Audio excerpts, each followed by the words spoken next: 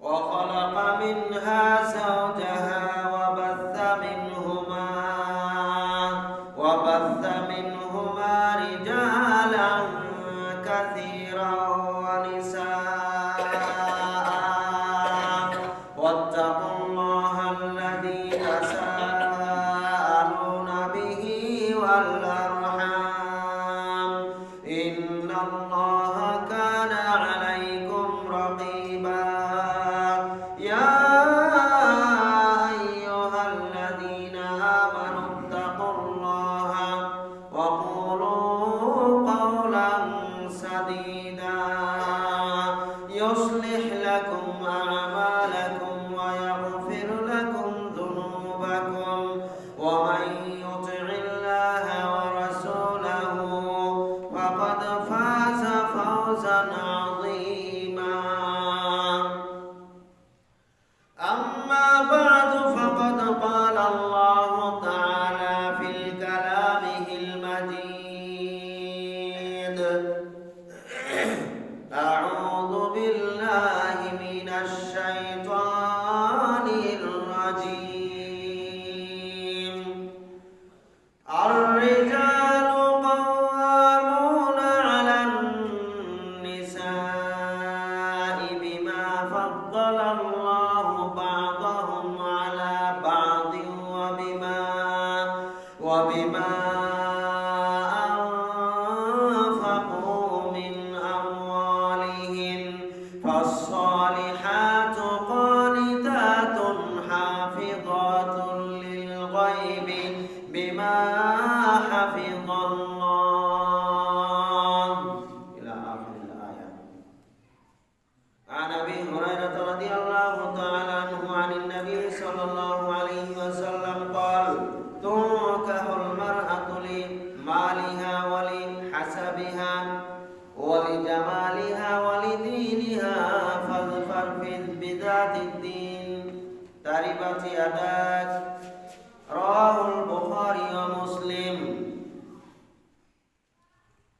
উপস্থিত সম্মানিত মুসলিয়ানে কেরাম, পর্দার অন্তরালে অবস্থানরত মা ও বোনেরা, প্রশংসা জ্ঞাপন করছি সেই মহান মুনিবের দরবারে যার অশেষ মেহেরবানিতে জুমার সালাত আদায় করার জন্য যথাসময়ে মসজিদে উপস্থিত হতে পেরেছি। যে আল্লাহ সুবহানাহু ওয়া তাআলা আমাদেরকে তৌফিক দান করেছেন, তারই শুকরিয়া জ্ঞাপনার্থে বলছি আলহামদুলিল্লাহ।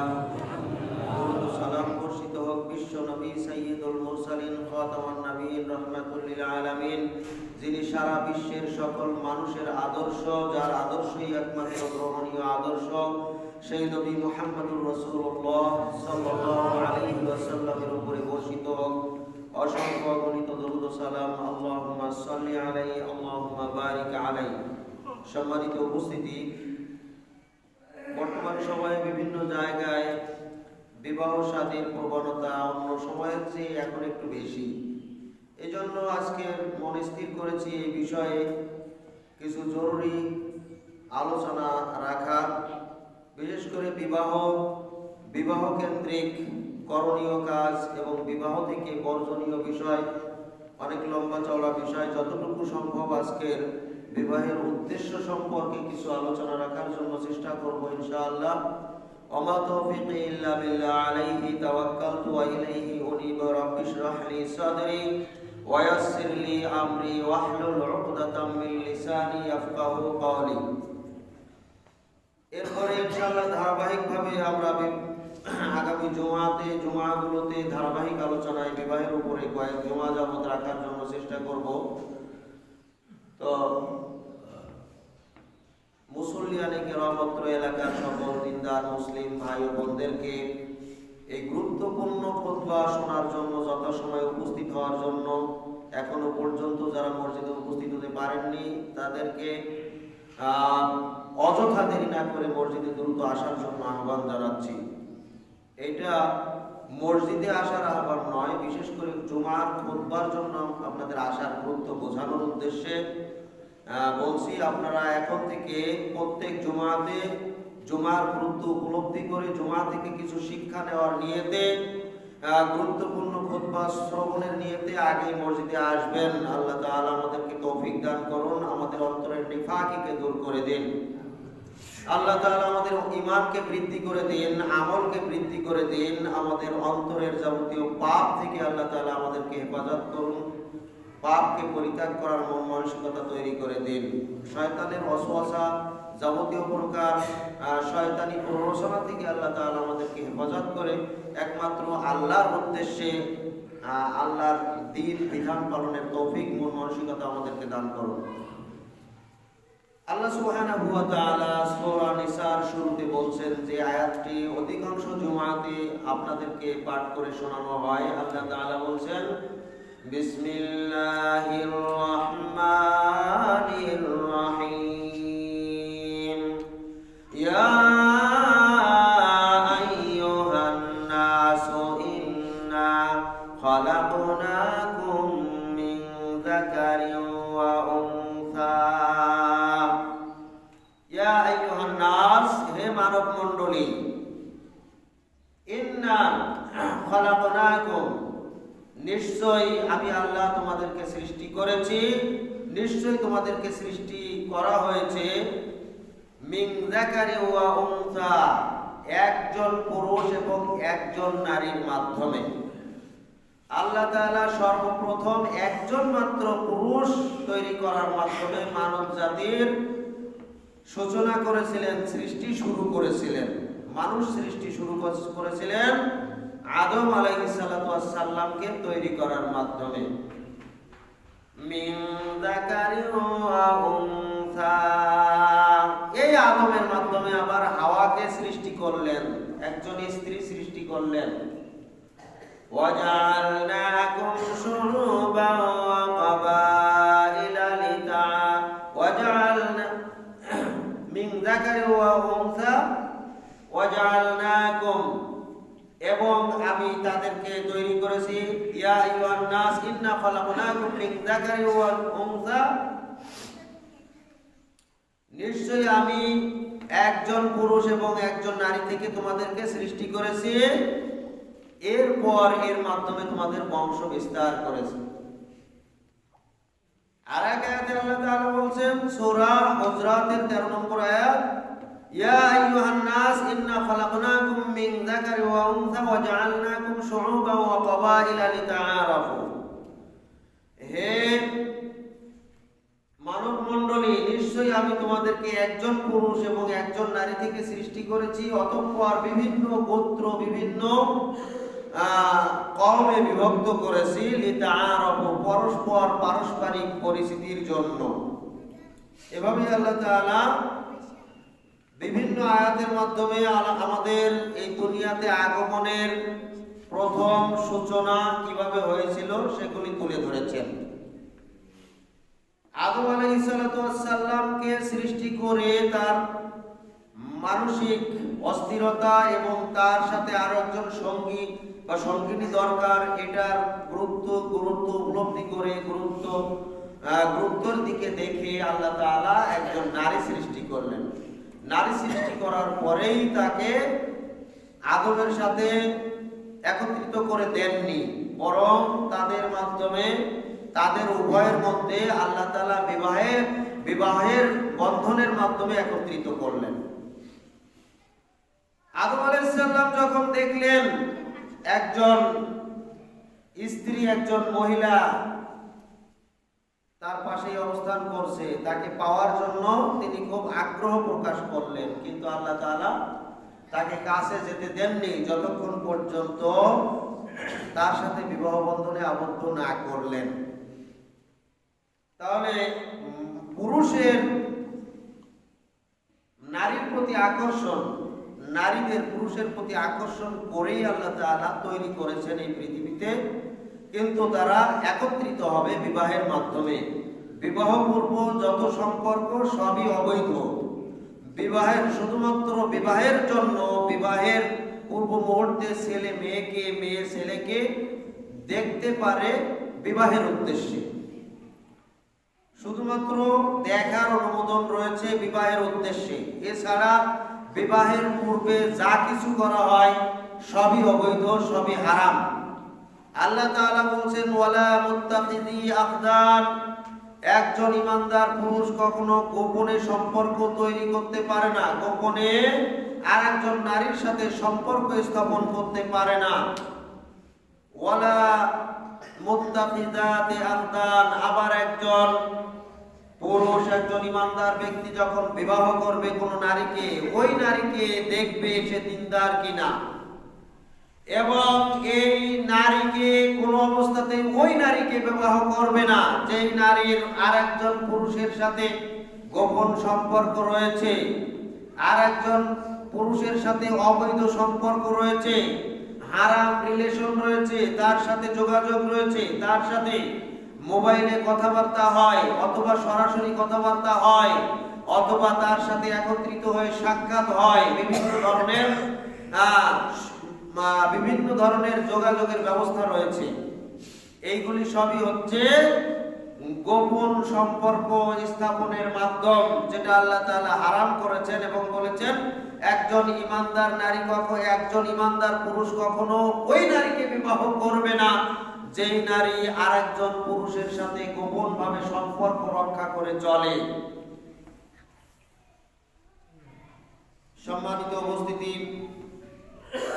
বিবাহের কিছু উদ্দেশ্য রয়েছে।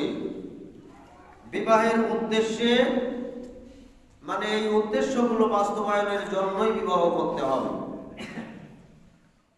এবং বিবাহকে মুসলিম সমাজের সামাজিক পবিত্রতা রক্ষার, ইসলামকে দিনকে রক্ষার একটি অন্যতম মাধ্যম। বিবাহের কিছু উদ্দেশ্য রয়েছে। এক নম্বর উদ্দেশ্য হচ্ছে চারিত্রিক পবিত্রতা রক্ষা করা, নিজের চক্ষুকে হেফাজত করা, নিজের লজ্জাস্থানকে হেফাজত করা, নিজের দিনকে রক্ষা করা, নিজের ঈমানকে পরিপূর্ণ করা, আমলকে পরিপূর্ণ করার একটি মাধ্যম হচ্ছে বিবাহের মাধ্যমে একজন পুরুষ একজন নারীকে গ্রহণ করবে, একজন নারী একজন পুরুষকে গ্রহণ করে এই কাজগুলির মাধ্যমে তারা দিনকে পরিপূর্ণ করবে। বিবাহের পরবর্তী উদ্দেশ্য হচ্ছে শান্তিপূর্ণ সমাজ ও পারস্পরিক আত্মীয়তার সম্পর্ক রক্ষা করবে এবং পবিত্র পরিবার গঠন করবে, আদর্শ পরিবার, আদর্শ সংসার গঠন করে দুনিয়াবি প্রশান্তির, শান্তির একটা মাধ্যম আল্লাহ তাআলা দান করেছেন বিবাহের মাধ্যমে। 3 নম্বর উদ্দেশ্য হচ্ছে মুসলিমদের বংশ বৃদ্ধি করবে এবং বিবাহ হচ্ছে একটা বংশের সাথে সাথে সম্পদ বৃদ্ধির মাধ্যম।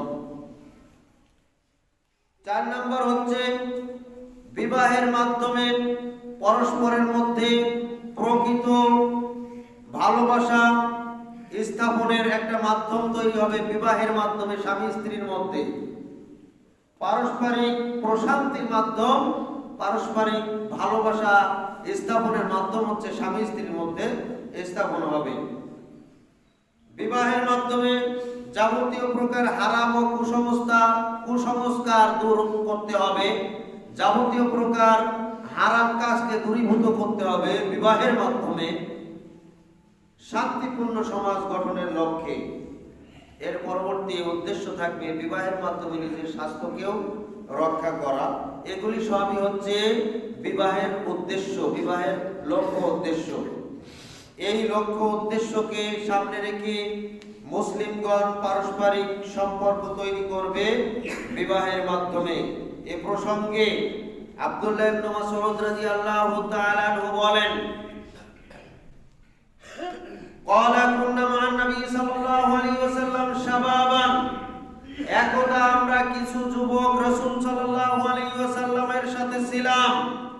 ফাকালা লানা রাসূলুল্লাহ সাল্লাল্লাহু আলাইহি ওয়াসাল্লাম, তখন আমাদেরকে রাসূল সাল্লাল্লাহু আলাইহি ওয়াসাল্লাম লক্ষ্য করে বললেন, ইয়া মা'শারাশ শাবাব, হে যুবক সম্প্রদায়, মান ইসতাতা'a মিনকুমুল বাআত, তোমাদের মধ্যে যে ব্যক্তি বিবাহের সামর্থ্য রাখে, শক্তি রাখে, ফালইয়াতাযাওয়াজ, সে ব্যক্তি যেন বিবাহ করে, বিবাহ বন্ধনে আবদ্ধ হয়। ফাইন্নাহু আগাদ্দু লিল বাসার, কেননা এই বিবাহের মাধ্যমে তোমাদের চক্ষু নত হবে, চক্ষুকে হেফাজত করা সম্ভব হবে, ওয়া আহসানু লিল ফারাজ, এবং তোমাদের লজ্জার স্থানকে সংরক্ষণ করা সম্ভব হবে। তোমাদের চক্ষু হেফাজত হবে, লজ্জা স্থানও হেফাজত হবে, চক্ষু নত হবে, লজ্জা স্থান হেফাজত হবে। ওয়ামান লাম ইয়াস্তাতি ফালাইহি বিসসাওম, যার বিবাহ করার সামর্থ্য নাই, যার বিবাহ করার শক্তি নাই, তার উপরে দায়িত্ব হচ্ছে সিয়াম পালন করা, অধিক হারে নফল সিয়াম পালন করা। ফাইন্নাহু লাহু উইজা, কেননা এই সিয়ামের মাধ্যমে তার জৈবিক চাহিদাকে সে নিয়ন্ত্রণ করতে পারবে, তার জৈবিক চাহিদাকে সে কন্ট্রোল করতে পারবে বেশি বেশি সিয়াম পালন, নফল সিয়াম পালনের মাধ্যমে। রাসূল সাল্লাল্লাহু আলাইহি ওয়াসাল্লাম এই হাদিসে সামর্থ্যের কথা বললেন, শক্তির কথা বললেন। যার সামর্থ্য আছে, যার শক্তি আছে, সে যেন বিবাহ করে। যুবকদেরকে লক্ষ্য করে বললেন। শক্তি সামর্থ্য বলতে আমরা কি বুঝি? শক্তি সামর্থ্য বলতে আমরা অধিকাংশ মানুষ বুঝি শারীরিক শক্তি সামর্থ্য। শারীরিক শক্তির সাথে অবশ্যই মানসিক শক্তি সামর্থ্য থাকতে হবে এবং আর্থিক শক্তি সামর্থ্য থাকতে হবে। শারীরিক শক্তি সামর্থ্য থাকতে হবে, মানসিক শক্তি থাকতে হবে, আর্থিক অর্থনৈতিক শক্তিও থাকতে হবে। বিবাহের ক্ষেত্রে অবশ্যই শারীরিক শক্তির পাশাপাশি আর্থিক শক্তি কেন লাগবে?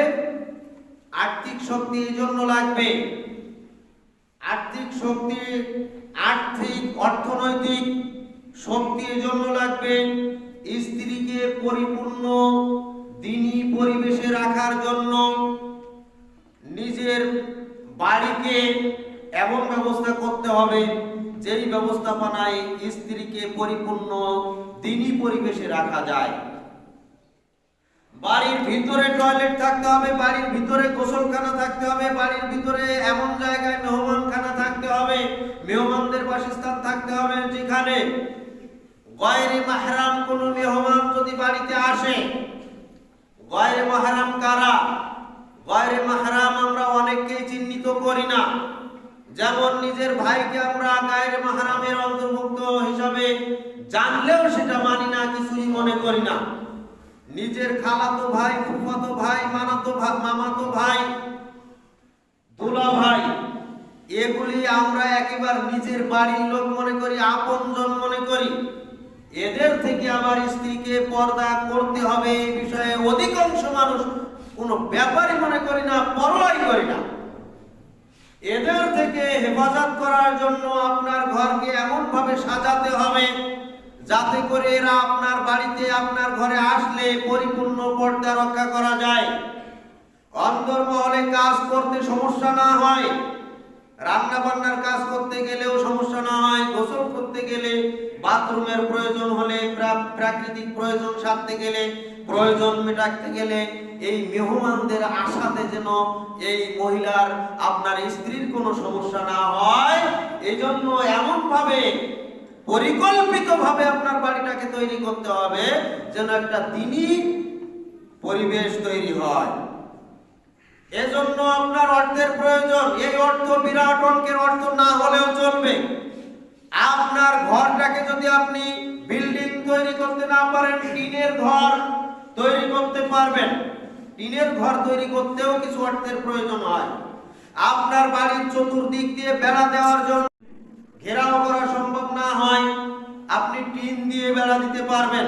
টিন দিয়েও সম্ভব না হলে বস্তা ছালার চট কেটেও আড়াল করতে পারবেন। এটা করতে গেলেও কিছুটা অর্থের প্রয়োজন হয়। যতটুকু অর্থের প্রয়োজন হয় আপনার বাড়িটাকে ইসলামী পরিবেশ তৈরি করার জন্য, এতটুকু আপনার জন্য সামর্থ্য থাকতে হবে। এটাকে বলা হয় আর্থিক সামর্থ্য।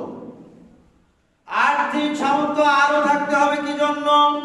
আপনার স্ত্রীকে যখন বিবাহের মাধ্যমে নিয়ে আসবেন, স্ত্রীকে নিয়ে আসার জন্য তাকে মোহর দিতে হবে, তাকে কিছু দিয়ে নিয়ে আসতে হবে, তার কাছ থেকে কিছু পাওয়ার আশায় তাকে নিয়ে আসা সম্পূর্ণ হারাম, সম্পূর্ণ অবৈধ। আল্লাহ তাআলা এর থেকে কিছুই বৈধ করেননি। কোন স্ত্রীকে নিয়ে আসার ক্ষেত্রে, কোন মেয়েকে বিবাহের মাধ্যমে নিয়ে আসার ক্ষেত্রে তার কাছ থেকে, তার বাবার কাছ থেকে এক চুল পরিমাণ পাওয়ার, এক চুল পরিমাণ কিছু পাওয়ার আশায় যদি কেউ বিবাহ করে, এই বিবাহ অবৈধ হবে, হারাম হবে এবং এটাকে যৌতুক হিসাবে চিহ্নিত করা হবে, যেটা সম্পূর্ণরূপে হারাম। সম্মানিত উপস্থিতি, তবে হ্যাঁ, হাদিয়া আদান প্রদান জায়েজ আছে। তবে বিবাহ উপলক্ষে, বিবাহের অনুষ্ঠানে হাদিয়া আদান প্রদান হতে পারে, অথবা বিবাহের আগে পরে হতে পারে, বিবাহের পরে হতে পারে, আত্মীয়তা রক্ষার জন্য হতে পারে, যে কোনো সময় হতে পারে, যে কোনো সময় করার নিয়তে করা যেতে পারে। কিন্তু যদি কোনো ছেলে এই আশায় কোনো মেয়েকে বিবাহ করে যে আমি এই মেয়েকে বিবাহ করলে আমার ঘরে কিছু পাবো, আমার ঘরটাকে অন্তত সাজিয়ে দেবে, আমার ঘরে অন্তত কিছু আসবাবপত্র, তার আসবাবপত্র তো নিয়ে আসবে, এরকম আশা করাও যৌতুকের অন্তর্ভুক্ত। নাউযুবিল্লাহ। যৌতুক সম্পূর্ণরূপে হারাম, যৌতুক সম্পূর্ণরূপে হারাম, যৌতুক সম্পূর্ণরূপে হারাম। যৌতুক সম্পর্কে পরবর্তী জুমাতে কোন এক জুমাতে আলোচনা করার চেষ্টা করব ইনশাআল্লাহ। বলছিলাম অর্থের প্রয়োজন কেন? অর্থের প্রয়োজন হচ্ছে স্ত্রীকে নিয়ে আসতে গেলে অর্থ ব্যয় করে, অর্থ দিয়ে, তাকে মোহরানা দিয়ে নিয়ে আসতে হয়। কোন ছেলেকে বিবাহ করতে হলে অবশ্যই তাকে ওলিমা করা উচিত। ওলিমা করার জন্য ছোট হোক আর বড় হোক তার সামর্থ্য অনুযায়ী ওলিমার ব্যবস্থা করতে হয়। রাসূল সাল্লাল্লাহু আলাইহি ওয়াসাল্লাম এই বিষয়ে এমন ভাবে বলেছেন, মনে হচ্ছে ওটাও যেন ফরজ। তবে এটা ফরজ আমরা মনে না করলে আমরা ওয়াজিব মনে করি, এবং আমরা রাসূল সাল্লাল্লাহু আলাইহি ওয়াসাল্লামের বাণীকেও কম গুরুত্ব দেই না, এটার সমান গুরুত্ব এই জন্য দেই। আল্লাহ তাআলা বলেন, ওয়া মা আতাকুমুর রাসূলু ফাখুযুহু ওয়া মা নাহাকুম আনহু ফান্তাহু। তোমরা তোমাদের রাসূল যা নির্দেশ করে, যা আদেশ করে, যা দেয় তোমরা তা গ্রহণ করো, ওই নির্দেশ পালন করো, ওই আদেশ পালন করো। ওয়া মা নাহাকুম আনহু ফান্তাহু, আর তোমাদের রাসূল যা থেকে নিষেধ করে তা থেকে তোমরা বিরত থাকো। সুতরাং আল্লাহ রাসূল সরাসরি যেটা নির্দেশ দেন, এটাকে আমরা আল্লাহর নির্দেশের মতোই এই আয়াতের আলোকে মনে করি, কারণ এটাও আল্লাহর পক্ষ থেকেই নির্দেশ। সম্মানিত উপস্থিতি, সুতরাং ওলিমার ব্যবস্থা করা উচিত। ওলিমার ব্যবস্থা করার জন্য অর্থের প্রয়োজন। 4 নাম্বার হচ্ছে স্ত্রীর ভরণ পোষণ। স্ত্রীর ভরণ পোষণ করার ক্ষমতা থাকতে হবে। স্ত্রীর ভরণ পোষণ করার ক্ষমতা যার আছে, তার মাধ্যমে সন্তানাদি আসবে, তাদের ভরণ পোষণ করার ক্ষমতা যার আছে, ক্ষমতা বলতে কিছু অর্থ আপনার বিবাহের সময় লাগবে, আর কিছু আপনার শারীরিক শক্তি লাগবে, যাতে করে আপনার অর্থ ওইরকম নাই কিন্তু আপনার শারীরিক শক্তি রয়েছে, এই শক্তির মাধ্যমে আপনি অর্থ উপার্জন করতে পারবেন। এরকম সম্ভাবনা রয়েছে, আপনি সামর্থ্যবান ব্যক্তি। এরপরে মানে এগুলি হচ্ছে আর্থিকভাবে শক্তি থাকা। মানিস্তাতা মিনহুমুল বাআত, তোমাদের মধ্যে এই বিবাহ করার শক্তি ক্ষমতা যার রয়েছে সে যেন বিবাহ করে। এই শক্তি এই ক্ষমতা যার নাই সে কি করবে? ওই যুবকেরা বেশি বেশি সিয়াম পালন করবে। সিয়াম পালন করে তার জৈবিক চাহিদাকে নিয়ন্ত্রণে রাখবে। সম্মানিত উপস্থিতি, আপনার স্ত্রীকে দিননি পরিবেশে রাখার জন্য সর্বপ্রথম দায়িত্ব হচ্ছে আপনার স্ত্রীকে দিনদার স্ত্রী হিসাবে চিহ্নিত করে, দিনদার স্ত্রী গ্রহণ করে তাকে বিবাহ করা। দিনদার স্ত্রী একজন নিজে দিনদার পুরুষ নয়, সে যদি ইচ্ছা করে দিনদার স্ত্রী, তাহলে 2টা কারণে তাকে বিবাহ করতে পারবে না। একটা হচ্ছে সে দিনদার নয়, সে দিনদার নয়, আর একজন দিনদার মেয়ে কেন খুঁজবে? সে নিজে দিনদার হতে হবে, দিনদার হয়ে তারপরে দিনদার মেয়ে খুঁজতে হবে। বহু পুরুষ রয়েছে যারা দিনদার নয় কিন্তু দিনদার স্ত্রী খোঁজে। দ্বিতীয়ত আল্লাহ তাআলা বলেছেন যে তোমরা বিবাহ করো দিনদার পুরুষদেরকে, দিনদার পুরুষেরা বিবাহ করবে দিনদার নারীকে, দিনদার নারীরা বিবাহ করবে দিনদার পুরুষকে। একজন বেঈমান পুরুষ বিবাহ করবে বেঈমান নারীকে, একজন মুশরিক পুরুষ বিবাহ করবে মুশরিকা নারীকে, একজন কাফের পুরুষ বিবাহ করবে একজন কাফেরা নারীকে। সুতরাং যে পুরুষ যেমন সে তার স্ত্রীকে চয়েস করবে সেরকম আপনি যদি আপনি যেরকম আপনার স্ত্রী হবে সেরকম, তাহলে সংসারে অশান্তি সৃষ্টি হবে না। ঈমান যদি থাকে তাহলে দুনিয়া এবং আখিরাত শান্তির, ঈমান যদি না থাকে পরকাল অশান্তির। কিন্তু দুনিয়াতে অন্তত শান্তির ব্যবস্থা, দুনিয়াতে বেশি বিশৃঙ্খলা হবে না। যে পুরুষ যেমন সে যদি সেরকম স্ত্রী গ্রহণ করে। অতএব আমাদের 1 নম্বর টার্গেট থাকবে প্রত্যেক পুরুষকে দিনদার হওয়া, প্রত্যেক যুবককে দিনী যুবক হওয়া, দিনদার হওয়া এবং একজন দিনদার নারীকে বিবাহ করা। যখন আপনি দিনদার নারীকে বিবাহ করবেন এই নারীর মাধ্যমে বংশ বিস্তার হবে, প্রত্যেক সন্তান দিনদার হবে। আর যদি দিনদার নারী বিবাহ না করেন তাহলে সন্তানও দিনদার হবে না। আবু হুরায়রা রাদিয়াল্লাহু তাআলা আনহু বলেন রাসূল সাল্লাল্লাহু আলাইহি ওয়াসাল্লাম বলেছেন তুনকাহুল মারআতু লিমালিহা। মানুষ বিবাহ করে থাকে নারীদেরকে 4টি গুণ, 4টি বৈশিষ্ট্য দেখে। 1 নম্বর বৈশিষ্ট্য তার ধন সম্পদ আছে কিনা, ওয়ালি হাসাবিহা 2 নম্বর দেখে তার বংশ পরিচয় কেমন, বংশ মর্যাদা ভালো আছে কিনা, ওয়ালি জামালিহা 3 নম্বর দেখে সে সুন্দর কিনা, ওয়ালি দীনিহা 4 নম্বর দেখে তার মধ্যে দ্বীন আছে কিনা। এই 4টা জিনিস অধিকাংশ পুরুষ, মুসলিম পুরুষরা এই 4টি জিনিস দেখে বিবাহ করে। এই হাদিসকে সমাজে অপব্যাখ্যা করা হয় যে তোমরা 4টি জিনিস দেখে বিবাহ করো, এটা বলে। জি না, 4টি জিনিস দেখে বিবাহ করো এটা বলা হয়নি। তুমকাহু বিবাহ করা হয় বিবাহকৃত পুরুষেরা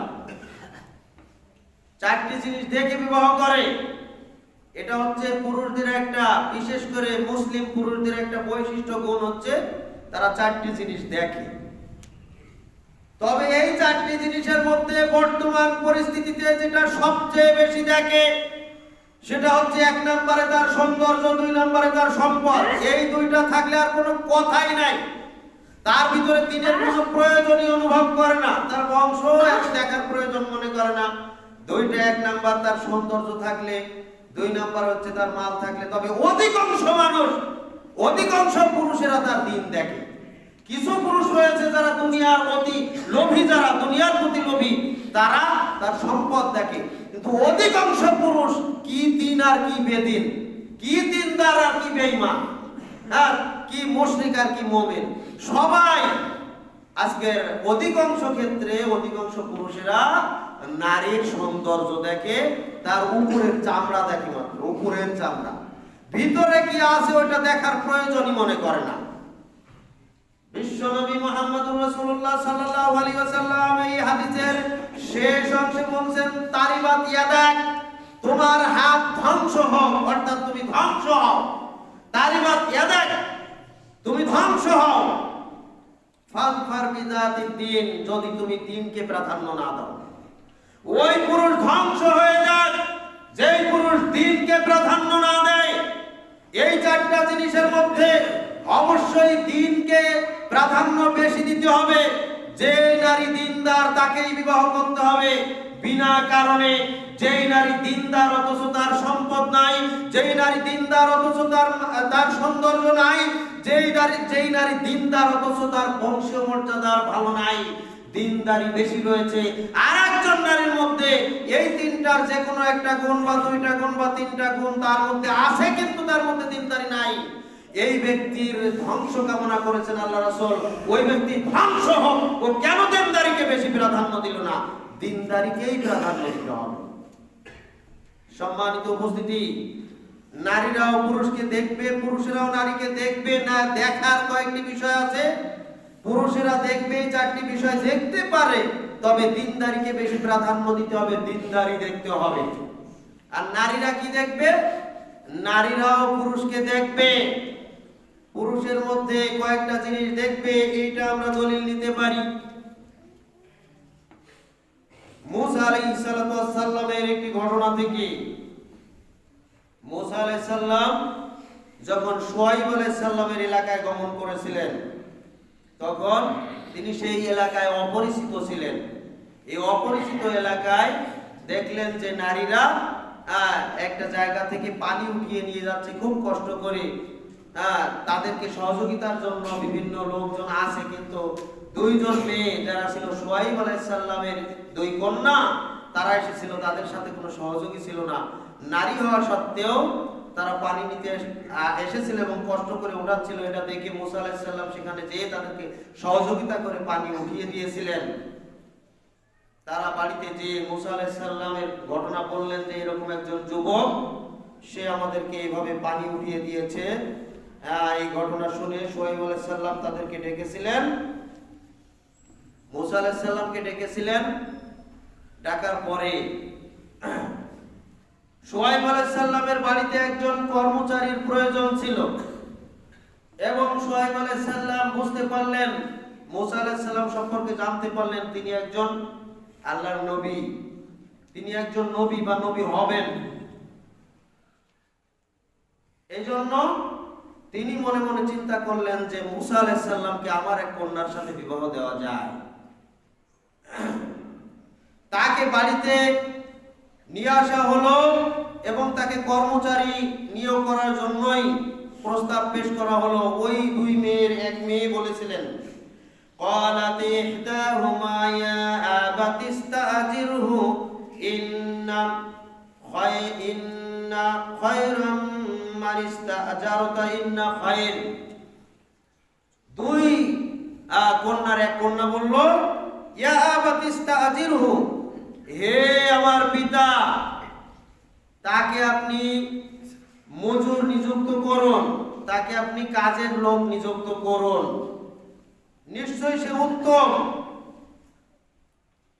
এবং তাকে আপনি উত্তম একজন কর্মচারী হিসাবে পাবেন। আল কবিয়ুল আমিন, তার মধ্যে আরো দুইটা গুণ, দুইটা বৈশিষ্ট্য পাবেন। একটা হচ্ছে সে খুব শক্তিশালী, আর একটা হচ্ছে সে খুব বিশ্বস্ত, সে খুব কর্মঠ। এক নম্বর বৈশিষ্ট্য হচ্ছে সে খুব কর্মঠ, কাজের লোক, সুন্দরভাবে কাজ করতে পারে। ওই যে সুন্দরভাবে তার পানি উঠিয়ে দিয়েছিল, সুন্দরভাবে কাজ করতে পারে, তাকে তো কর্মচারী নিযুক্ত করুন। দুই নম্বর, তার গায়ে প্রচুর শক্তি রয়েছে, সে কাজ করতে সক্ষম, সে ইনকাম করতে সক্ষম, সে তার স্ত্রীকে পরিচালনা করার জন্য পরিশ্রম করে ইনকাম করে সংসার চালাতে সক্ষম। তিন নাম্বার হচ্ছে সে খুব বিশ্বস্ত, কারণ তার মধ্যে এমন গুণ, এমন বৈশিষ্ট্য দেখেছিলেন। অন্যান্য পুরুষেরা যেরকম নারীদের দিকে আর চোখে বিভিন্ন উদ্দেশ্যে তাকায়, এই মুসা আলাইহিস সালাম এই নারীদের দিকে ওরকম কোন দৃষ্টিতে দেখেন নাই, বরং অত্যন্ত বিশ্বস্ততার সাথে শুধুমাত্র তাদের উপকার করেছেন। সুবহান, তার মাধ্যমে কোনো ক্ষতি হওয়ার আশঙ্কা নাই। তাহলে একজন স্ত্রী সেও দেখবে তার স্বামী নির্বাচন করার ক্ষেত্রে ওই লোকটা সম্পর্কে জানবে বিভিন্ন মাধ্যমে। এই পুরুষের মানে সে কর্মঠ কিনা, সে ভালো কাজের কিনা, তার অর্থ দেখবে না, কি দেখবে?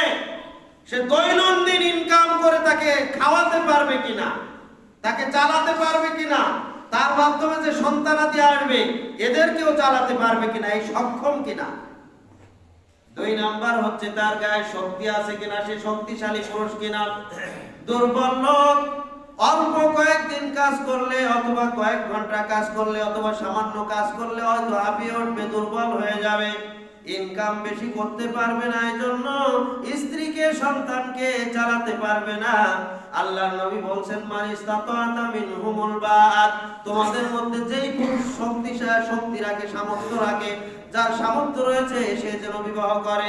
এই নারী অবশ্যই দেখবে তার ওই জীবন সঙ্গী, এই পুরুষ তার শক্তি আছে কিনা, নাকি অল্পতেই সে দুর্বল হয়ে পড়ে, এটাও দেখবে। দেখলে কি হবে? তার শক্তি আছে, সে শক্তি আছে। আল্লাহর নবী বলছেন যে শক্তির কথা এটা তার মধ্যে আছে। আল কবিয়ুল আল আমিন, সে বিশ্বস্ত। বিশ্বস্ত মানে কি? সে যদি দিনদার হয় তাহলে সে কোনো বিশ্বাসঘাতকতা করবে না, সে আল্লাহকে ভয় করবে। সুতরাং এখানেও বিশ্বস্ত বলতে দিনদারকে বোঝানো হয়েছে। সম্মানিত উপস্থিতি, এগুলো একজন ইমানদার পুরুষ যেমন নারীদেরকে দেখবে দিনদারিত্ব, একজন নারীকেও দেখার বিষয় রয়েছে। আপনি জোর করে ধরেই যে কোনো একজন ছেলের হাতেই মেয়েকে তুলে দিবেন, এটা হবে না। আপনাকেও দেখতে হবে, আপনার মেয়ে যেটা দেখবে ওটা আপনি আগে দেখবেন, তারপর আপনার মেয়েও যাচাই করবে এটা ঠিক আছে কিনা। সম্মানিত উপস্থিতি, তাহলে বলছিলাম মান ইসতাতা মিনহুমুল বাআত, যার শক্তি সামর্থ্য রয়েছে সে বিবাহ করবে। স্ত্রীকে মোহর দিয়ে বিবাহ করতে হয়। স্ত্রীকে মোহর দেওয়ার ব্যাপারে আল্লাহ সুবহানাহু ওয়া তাআলা বলেন, ওয়া আতুন নিসা সাদাকাতিহিন্না নিহলা, তোমরা তোমাদের স্ত্রীদেরকে তাদের মোহর প্রদান করেই তাদেরকে বিবাহ করো, তাদের মোহর পরিশোধ করো।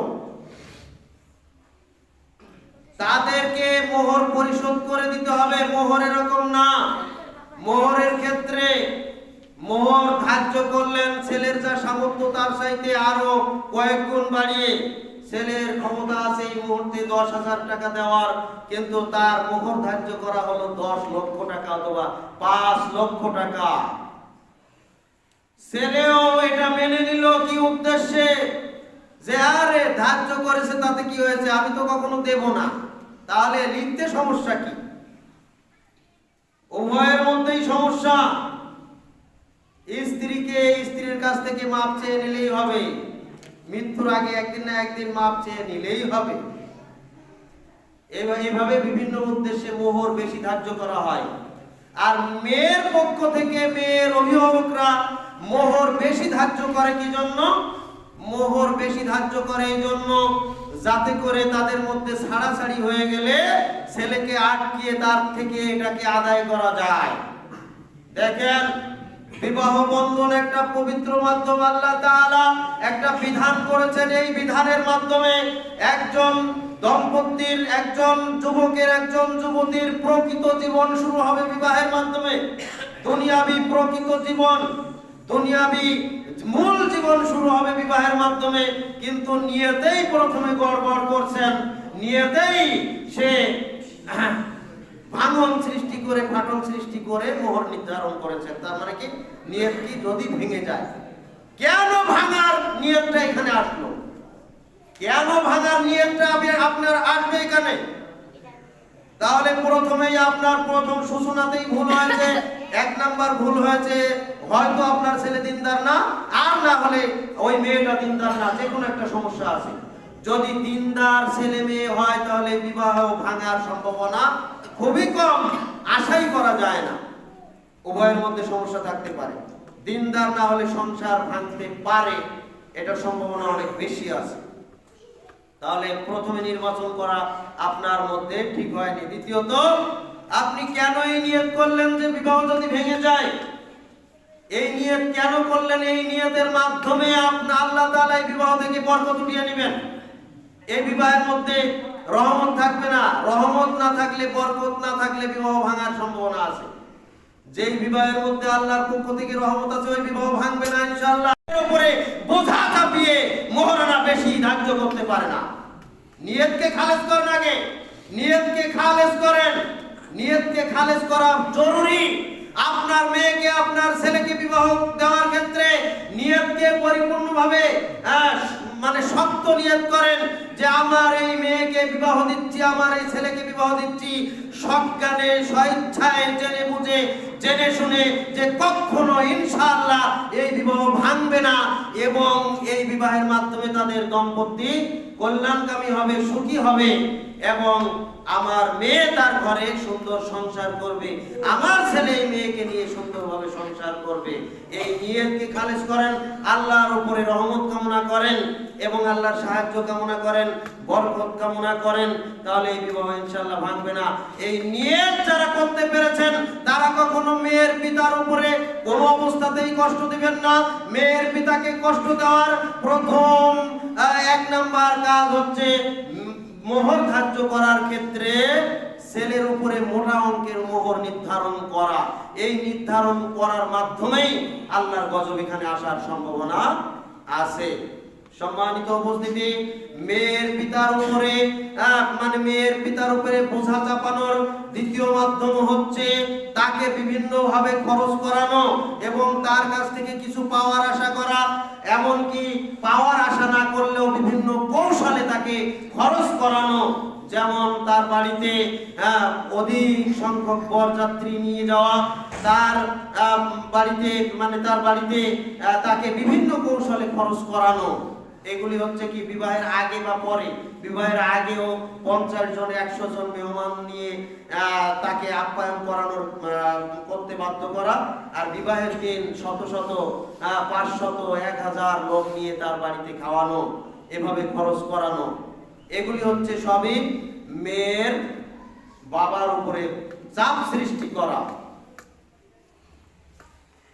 সুতরাং আপনাকে অবশ্যই নিয়তটাকে খালেস করতে হবে।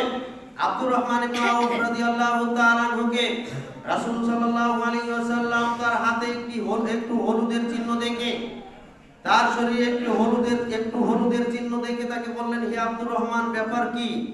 তোমার গায়ে একটু হলুদের চিহ্ন কেন? আব্দুর রহমান বললেন, ইয়া রাসূলুল্লাহ, ইয়া হাবিবাল্লাহ, আমি তো মক্কা থেকে মদিনায় এসেছি, আমার কিছুই ছিল না, ছোট্ট অল্প অর্থ নিয়ে ব্যবসা শুরু করেছিলাম। এই ব্যবসায় আল্লাহ তাআলা বরকত দিয়েছেন, কিছু অর্থ আমার জমা হয়েছে, এজন্য এক খেজুরের আটি পরিমাণ স্বর্ণ ক্রয় করে আমি একটা মেয়েকে মোহর দিয়ে তাকে বিবাহ করেছি। আলহামদুলিল্লাহ। বিশ্বনবী মুহাম্মদুর রাসূলুল্লাহ সাল্লাল্লাহু আলাইহি ওয়াসাল্লাম আব্দুর রহমান ইবনে আউফকে বরকতের জন্য দোয়া করলেন। বরকতের জন্য দোয়া করার পর এবার আব্দুর রহমান ইবনে আউফকে বললেন, হে আব্দুর রহমান, তোমার আরো একটি কাজ বাকি রয়েছে, সেটা তুমি করো। সেটা হচ্ছে এখনই তুমি ওলিমার ব্যবস্থা করো, কিছু মানুষকে দাওয়াত করে খাওয়ানোর ব্যবস্থা করো। সুবহানাল্লাহ। এই ব্যবস্থাটা অনেক বড় ব্যবস্থা, তোমাকে করতে হবে না, বরং একটা ছোট্ট ছাগল দিয়ে হলেও খাসি দিয়ে হলেও তুমি ওলিমার ব্যবস্থা করো। এটা আল্লাহর রাসূলের নির্দেশ। দেখেন কোন সাহাবীকে নির্দেশ দিচ্ছেন, যে সাহাবীর তেমন কিছু নাই, সামান্য ব্যবসা করে মদিনায় এসে সামান্য ব্যবসা করে খেজুরের আটি পরিমাণ স্বর্ণ ম্যানেজ করে বিবাহ করেছেন, তাকে নির্দেশ দিচ্ছেন। সম্মানিত উপস্থিতি, তাহলে ওলিমা করা এটা আল্লাহর রাসূলের নির্দেশ, ওলিমা করা উচিত, ওলিমা করতে হবে।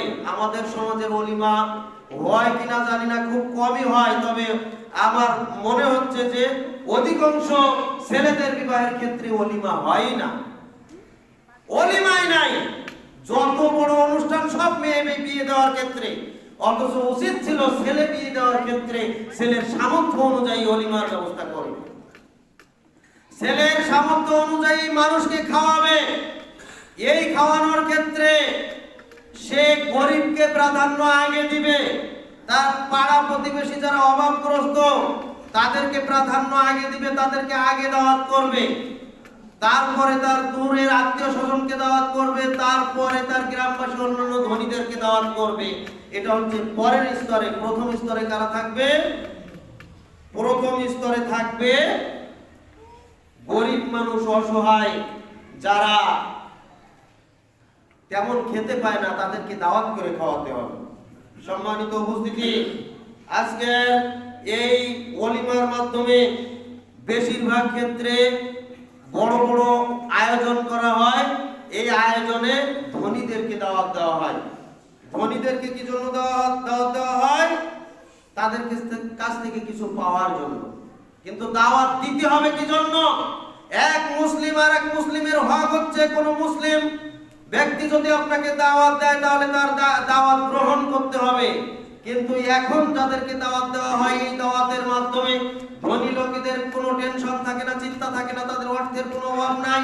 কিন্তু গরিব মানুষ টেনশনে পড়ে যায় যে এই দাওয়াতে আমরা কিভাবে যাব। অথচ দাওয়াত দেওয়ার মানে হচ্ছে আর একজন মুসলিমকে খুশি করা, সন্তুষ্ট করা।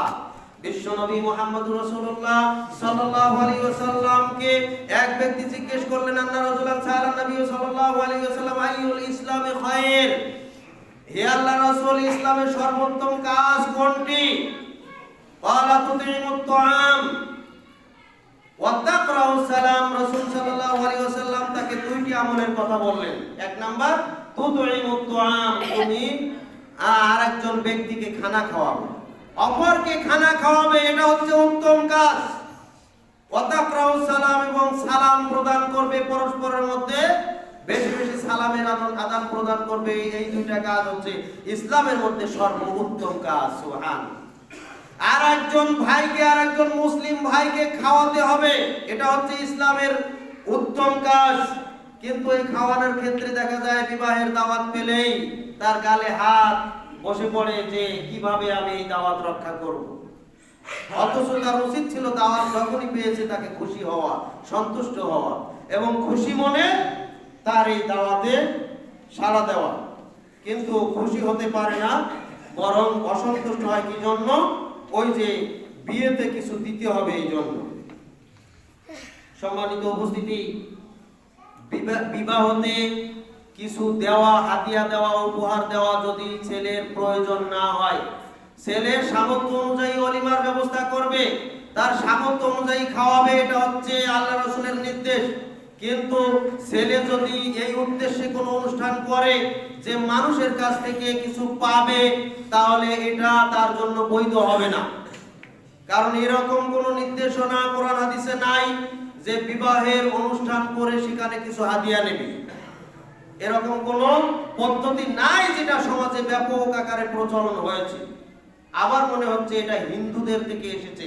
কারণ হিন্দুরা যখন তার মেয়েকে বিবাহ দেয়, মেয়েকে একেবারে চিরদিনের জন্য দিয়ে দেয়। এই জন্য মেয়েদের এই যৌতুক প্রথা চালু রয়েছে, তাদেরকে কিছু দিয়ে দিতে হয়, তারা কখনো আর বাপের কাছ থেকে বিয়ের পরে আর কিছু নিতে পারে না। ঠিক তেমনি ভাবে হিন্দুদের মধ্যে এখান থেকে শুরু হয়েছে অনুষ্ঠান। এই অনুষ্ঠানে দেওয়ার রেওয়াজ, কিছু দিয়ে খেতে হয়।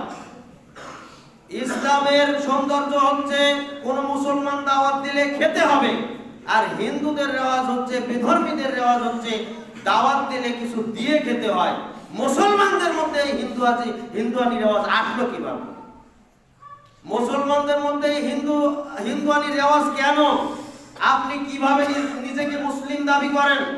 আপনার রয়েছে সামর্থ্য, আপনি অনুষ্ঠান করবেন, খাওয়াবেন কিছু মানুষকে, খাওয়াচ্ছেন না, খাওয়াচ্ছেন কি উদ্দেশ্যে? কিছু পাওয়ার উদ্দেশ্যে। এটা সম্পূর্ণরূপে আপনার জন্য হারাম। এটা কেন করবেন? কারণ এই নির্দেশনা নাই। শুধু তাই নয়, সম্মানিত উপস্থিতি, আরো বেশি ডাবল হারাম করা হয় যখন আপনি কিছু মানুষকে আপনার ছেলের বিয়েতে দাওয়াত দিলেন, দাওয়াত দেওয়ার পরে আপনার বাড়িতে নিয়ে আসলেন, নিয়ে আসার পরে আপনার বাড়িতে টাকা উঠালেন, টাকা উঠানোর পরে এদেরকে আপনার বাড়িতে খাওয়ালেন না, খাওয়ালেন যে মেয়ের বাড়িতে। যে কত বড় জঘন্য কাজ আপনি করলেন!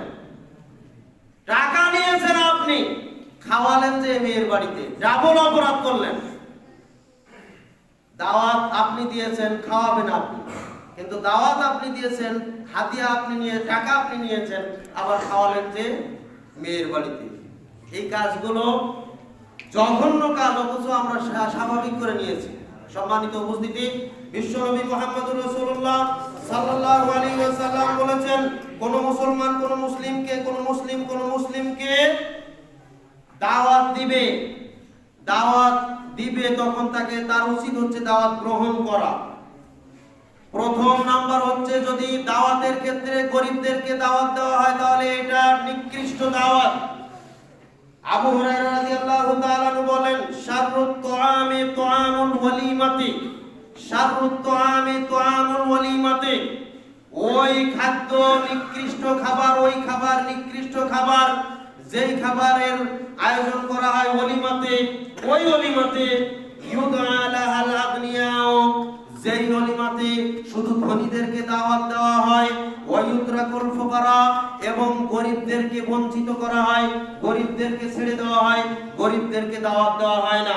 এটা হচ্ছে নিকৃষ্ট খানা, এই আয়োজন হচ্ছে নিকৃষ্ট আয়োজন, এই ওলিমা হচ্ছে নিকৃষ্ট ওলিমা, যেই ওলিমাতে শুধুমাত্র ধনীদেরকে দাওয়াত দেওয়া হয়, আর ধনীদের দাওয়াত দেওয়ার উদ্দেশ্যই হচ্ছে তাদের কাছ থেকে কিছু গ্রহণ করা। ওয়ামান তারাকাল দাওয়াতা ফাকাদ আসাল্লাহ ওয়া রাসূলাহ, অথচ রাসূল সাল্লাল্লাহু আলাইহি সাল্লাম শেষ অংশে বলছেন, যে ব্যক্তি কোনো মুসলিম ভাইয়ের দাওয়াতকে পরিত্যাগ করে সে আল্লাহ এবং আল্লাহর রাসূলের সাথে নাফরমানি করে। তাহলে দাওয়াত গ্রহণ করা জরুরি।